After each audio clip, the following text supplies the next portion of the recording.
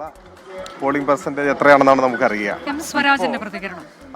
ഇപ്പോൾ ഞാൻ ചില ബൂത്തുകളിൽ ചിലതിലൊക്കെ 75 അടുക്കുന്നുണ്ട്. അപ്പോൾ അല്ല 100% വോട്ട് ചെയ്യണം എന്നുള്ള അഭിപ്രായമുള്ള ആളാണ് ഞാൻ. അപ്പോഴാണ് അങ്ങ് രാവിലെ തന്നെ പറഞ്ഞിരുന്നു നല്ല പോളിംഗ് ശതമാനം ഉണ്ടാവുന്നു, അതിനനുസരിച്ച് വരുന്നുണ്ടല്ലേ? അല്ല ഇപ്പോൾ രാവിലത്തെ മഴ ഒഴിച്ചു നിർത്തിയാൽ പിന്നെ നല്ല കാലാവസ്ഥയായിരുന്നു. പോളിംഗിനെ തടസ്സപ്പെടുത്തുന്ന നിലയിലുള്ള പ്രശ്നങ്ങളൊന്നും ഉണ്ടായില്ല. ഇപ്പോൾ കുറേയധികം ബൂത്തുകളെ മണ്ഡല ശരാശരിയേക്കാൾ കൂടുതലാണ് പോളിംഗ്.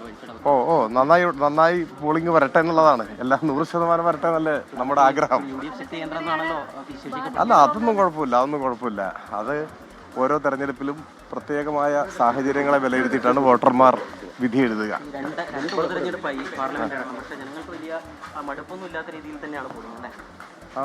ഇപ്പോൾ പോളിംഗിന്റെ അവസാന കണക്ക് കിട്ടിക്കഴിഞ്ഞിട്ട് നമുക്ക് അത്തരത്തിലുള്ള നിഗമനങ്ങൾ നടത്തുന്നതായിരിക്കും നല്ലതെന്ന് തോന്നുന്നു. പോസിറ്റീവാണ്. പിന്നെന്താ, അതാണ് അദ്ദേഹം പോസിറ്റീവായാണ് പ്രതികരിക്കുന്നതെന്നാണ് എം സ്വരാജ് പറഞ്ഞിരിക്കുന്നത്.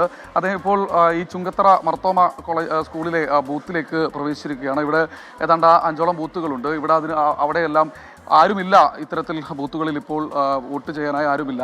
ഏതാണ്ട് 70% നേരത്തെ വിപിൻ സി വിജയനും അതുപോലെ തന്നെ ദീപക് ധർമ്മടവും നിതിൻ അംബുജനും ഒക്കെ സൂചിപ്പിച്ചതുപോലെ എല്ലാ ബൂത്തുകളിലും 70%-ലധികം പോളിംഗ് ആയിക്കഴിഞ്ഞു. സ്വാഭാവികമായി ഇനി അവസാനം 1-2 വോട്ടുകൾ അതിനുവേണ്ടിയുള്ള കാത്തിരിപ്പാണ്. ഏതെങ്കിലും ഒരു സ്കൂളിൽ അല്ലെങ്കിൽ ഏതെങ്കിലും ഒരു ബൂത്തിൽ വാതിലടച്ച് ഇനി ആരെങ്കിലും വരുന്നുണ്ടോ എന്ന് നോക്കി ടോക്കൺ കൊടുക്കേണ്ട സാഹചര്യമുണ്ട് എന്ന് നമുക്ക് തോന്നുന്നില്ല. അങ്ങനെ ഒരു വിവരം നമുക്ക് ഇതുവരെ ലഭിച്ചിട്ടില്ല. അതിൽ എന്തായാലും അല്പസമയത്തിനകം മാത്രമേ വ്യക്തമാവുകയുള്ളൂ. എന്തായാലും എം സ്വരാജ് അദ്ദേഹത്തിൻ്റെ പ്രതീക്ഷകൾ പങ്കുവച്ചിരിക്കുകയാണ്.